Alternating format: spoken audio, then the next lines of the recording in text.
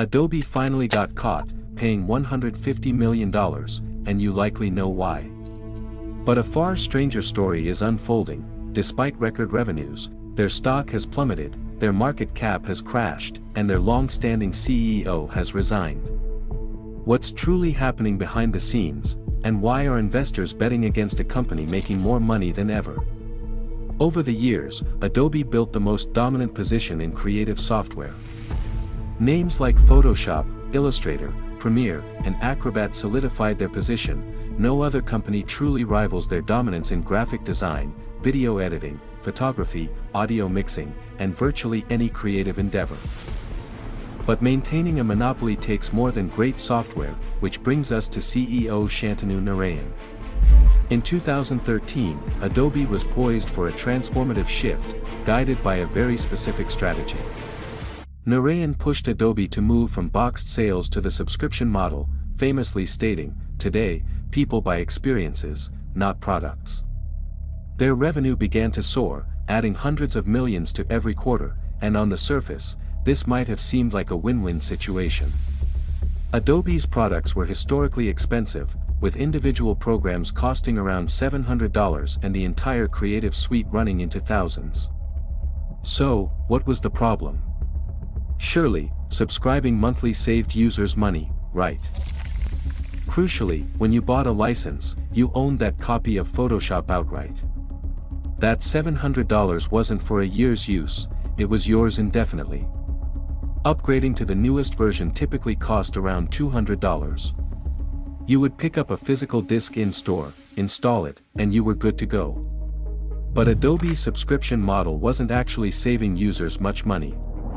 Unlike most subscription software offering a simple monthly or annual choice, Adobe presented three options: the most expensive monthly plan, the annual plan paid up front, and a third option strategically placed in the middle. This third option appeared cheaper, marketed as monthly, but it wasn't truly monthly. It was an annual commitment, billed in monthly installments, locking users into a year-long plan. And it got worse.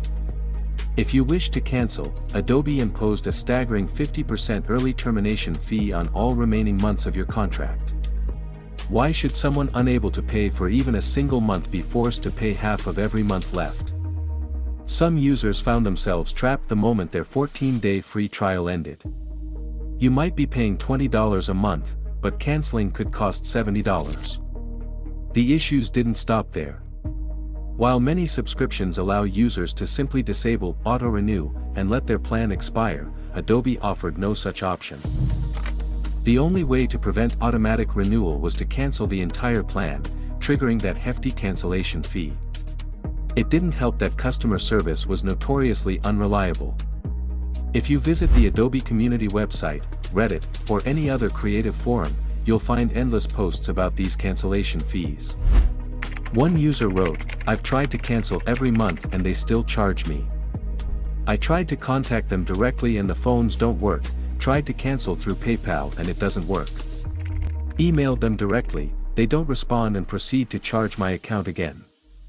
Another lamented, "I'm trying to cancel my Adobe Acrobat Pro, but I can't afford the termination fee."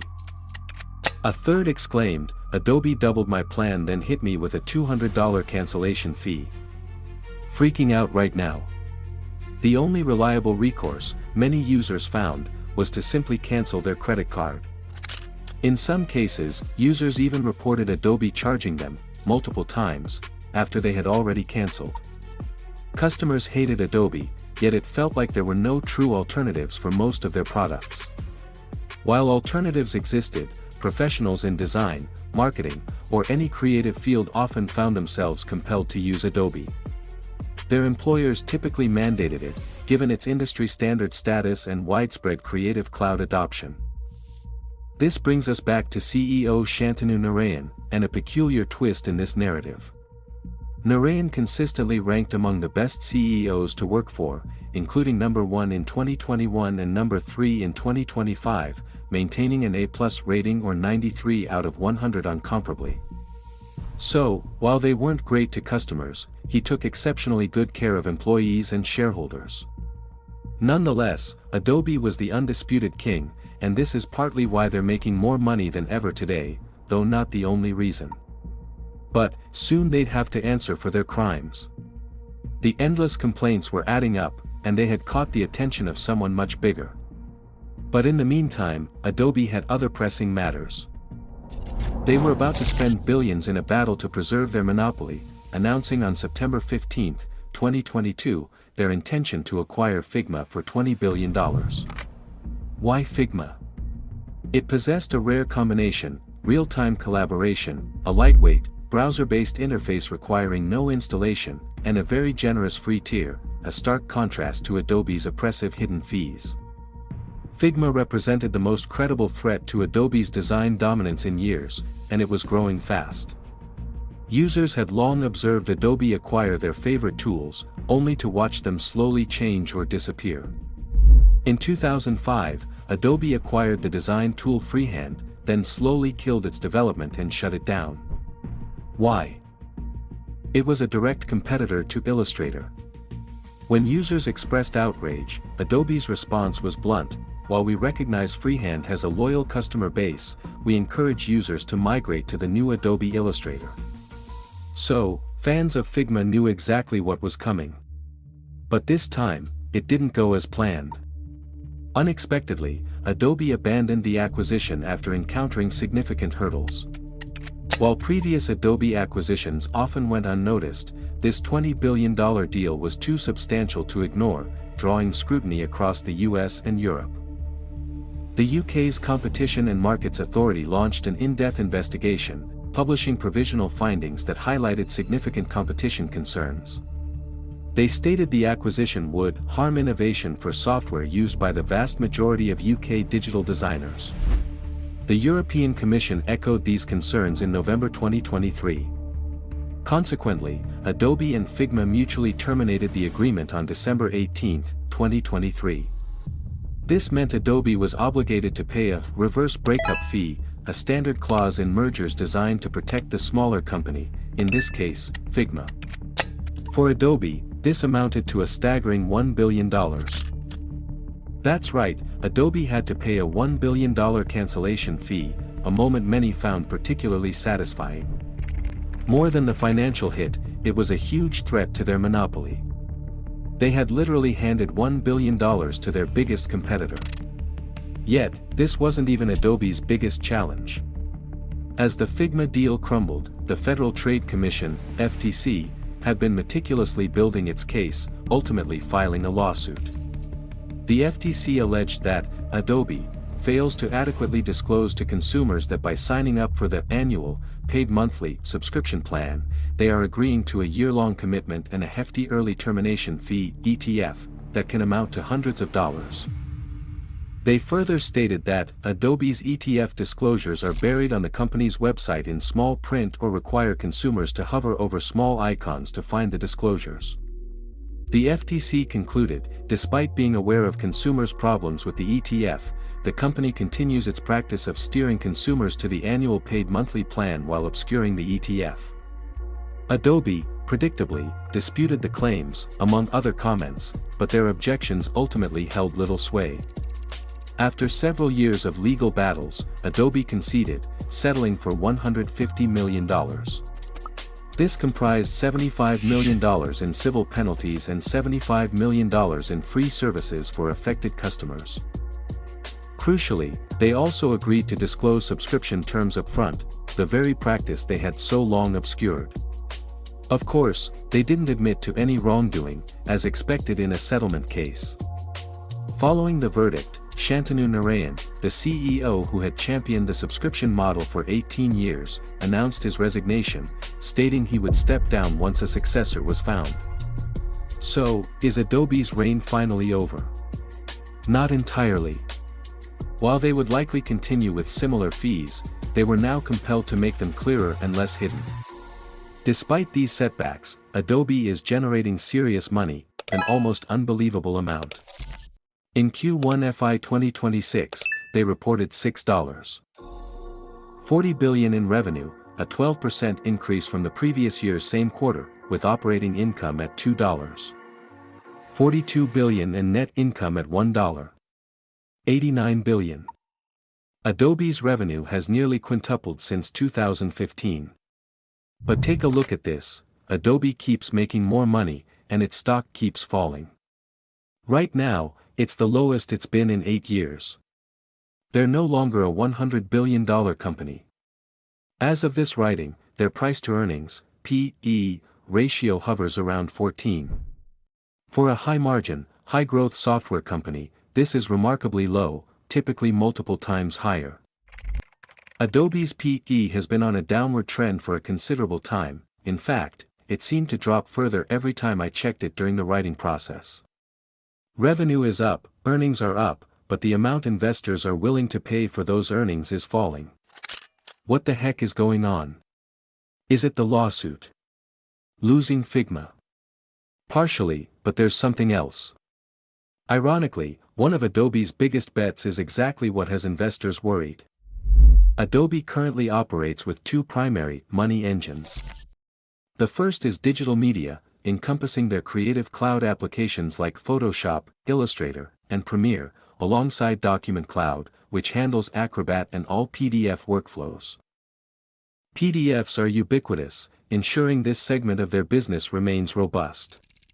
In Q1 FY 2026, digital media brought in $4.84 billion, up from $4.39 billion the same quarter last year. Document Cloud alone hit $843 million, up 17% year-over-year. While impressive, that's not the full story. Their second engine is Digital Experience, Adobe's marketing and enterprise arm, which includes analytics, commerce, and customer data tools. In Q1 FY 2026, this segment generated $1.41 billion, an increase from $1.33 billion the prior year. So Adobe is making more money than ever, from more places than ever.